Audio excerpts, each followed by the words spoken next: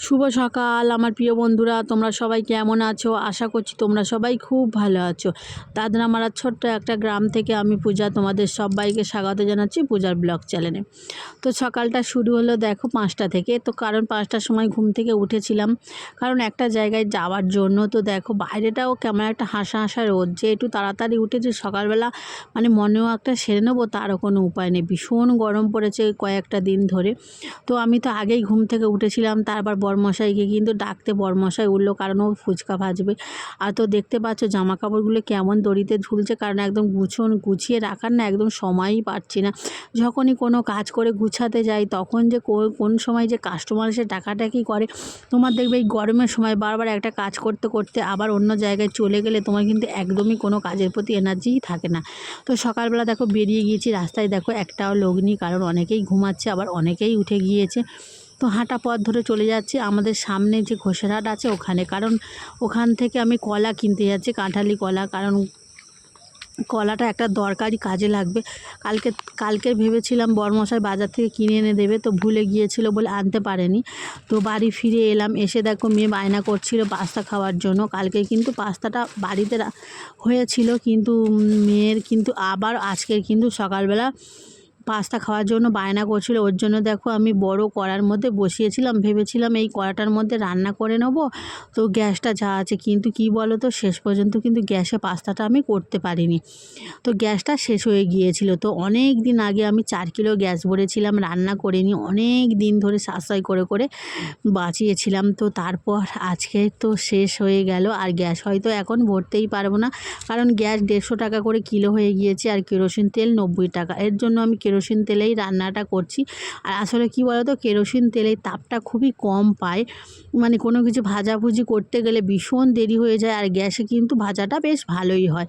তো সবে তো দেখো মানে আলুটা ভাজছিলাম, হঠাৎ করেই গ্যাসটা শেষ। তারপর দেখো জলতাটা জ্বালিয়ে বসিয়ে দিয়েছি, যেহেতু মোটা কড়ার মধ্যে বসিয়েছি তাপটা একদমই পাচ্ছিল না। আর এই কড়াটা নিয়ে কেউ খারাপ মন্তব্য করো না, কারণ এই কড়াটায় আগে বরমশাই ফুচকা ভাজতো, তো কড়াটা মানে ছোট সাইজের, তো এর জন্য একটা বড় কড়া ব্যবহার করছে। আর কড়াটা না যে কোনো কারবারের জিনিস, তো বারবার ব্যবহৃত হওয়ার ফলে তুমি কত মেজে ঘষে পরিষ্কার করবে বলো, সেটা কালোই হয়ে যায়। তো কিছু করার নেই, কড়াটা তো একদমই নতুনই কড়াই ছিল, তো 1-1.5 বছর মতো এতে ফুচকা ভেজেছিল। তো কড়াটা মানে আমি নিয়ে চলে এসেছি, মানে মাজা ঘষা করে ওখানে ওতে রুটি বা কোনো কিছু বানায়। তো বিশেষ করে যদি উনুনে রান্না করি তো তখন, এখন তো যেহেতু উনুনে আর রান্না হয় না, এর জন্য আমি কিন্তু কড়াটা আর রান্না করি না। যেহেতু অনেকটা পাস্তা ভালোভাবে নাড়াচাড়া করে রান্না করা যাবে বলে এই কড়াটার মধ্যে বসিয়েছিলাম। তো আমার যেহেতু দুটো কড়া আছে, মানে ছোট ছোট, তো ভালোভাবে নাড়া যায় না। তো দেখো তারপরে পাস্তাটা রান্না করে মেয়েকে দিয়ে দিলাম। আর এখন দেখো বিছানাটা তুলে নিলাম, চাদরটা, তারপর একটা নতুন চাদর কিন্তু পেতে নিলাম। তো আমার যেহেতু সুন্দর সুন্দর কোয়ালিটির চাদর নেই, তো যেটাই আছে সেটাই পাচ্ছি। হয়তো এই চাদরগুলো দৈনন্দিন আমাদের গ্রামের মানুষজনরা ব্যবহার করে থাকি, আমরা সবসময় তো আমরা নতুন চাদর কিন্তু কিনতে পারি না। তো এইভাবেই কিন্তু আমাদের একটা চাদরকে প্রায় অনেক বছর ধরে কিন্তু ব্যবহার করতে হয়। তো সেটা যতক্ষণ না ছিঁড়ে যায়, ছিঁড়ে যাওয়া পর্যন্ত কিন্তু ব্যবহৃত হয়, রং চটে গেলেও সেটাও কিন্তু ব্যবহার করতে হয়।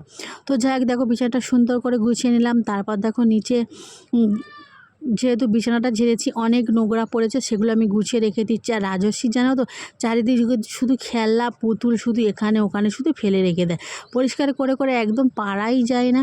তো দেখতেই পাচ্ছ কেমন পুতুল, মানে নানা রকম খেলনা শুধু চারিদিকে ছড়িয়ে রাখে।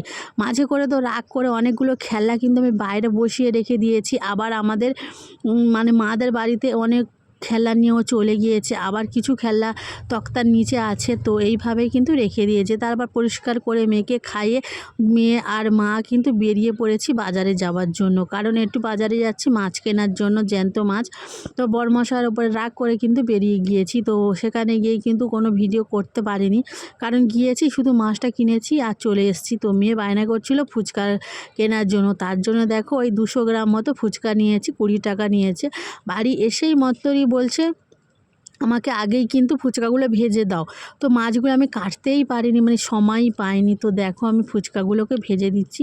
তো প্রথমবার কিন্তু এই রেডিমেড ফুচকাগুলো আমি বাড়িতে কিনে আনলাম শুধুমাত্র মেয়ের আবদারে। তো বাড়িতে বানাচ্ছি, বেশ কি সুন্দর দেখো ফুলে ফুলে বেশ বড় হয়ে যাচ্ছে। আর প্রথমে যখন ফুচকাগুলো দেখো মানে এমনি কাঁচা আছে তখন দেখো কেমন একটা বাঁকা বাঁকা মতো মানে টেরা টেরা মতো, আর এখন দেখো ভাজার পরে গোল হয়ে যাচ্ছে। তো বেশ সুন্দরভাবে ভাজা যাচ্ছিলো। তো কিন্তু বন্ধুরা ঘরে ময়দার যে ফুচকা মানে আটা দিয়ে যে ফুচকাগুলো বানায় সেটা আলু জল দিয়ে কিন্তু খেতে ভীষণ ভালো লাগে। আর এই ফুচকাগুলো আমি আলু দিয়ে কালকের কিন্তু বিকেলবেলা খেয়েছিলাম, তো অতটা ভালো লাগেনি। এটা নলি পাঁপড়ের মতো, এটা শুধুই ভালো লাগে। তো এটাই হচ্ছে দুটোর মধ্যে তফাৎ। তো বাড়িতে যে আমরা ময়দার যে ফুচকাগুলো বানিয়ে থাকি সেইগুলো টেস্ট অসাধারণ আলু দিয়ে খেলে, আর এইগুলো অতটা ভালো লাগে না। তো যাই হোক দেখো তারপর শুধু রান্না করছি পাঁচফোড়ন দিয়ে কাঁচকলা আলু দিয়ে মাছের ঝোল। আর মেয়ের জন্য এনেছিলাম লাল শাক, সেটাই ভাজা করবো। আর কিন্তু আজকের কিছুই রান্না হবে না, কারণ 3 দিন আমি একটা মানে ওষুধ খেয়েছি, তার জন্য দেখো 3 দিন নিরামিষ খাবো। নিরামিষ বলতে মাছের ঝোল খেতে পারবো। তো আজকের ভিডিওটা এখানেই শেষ করছি, টাটা।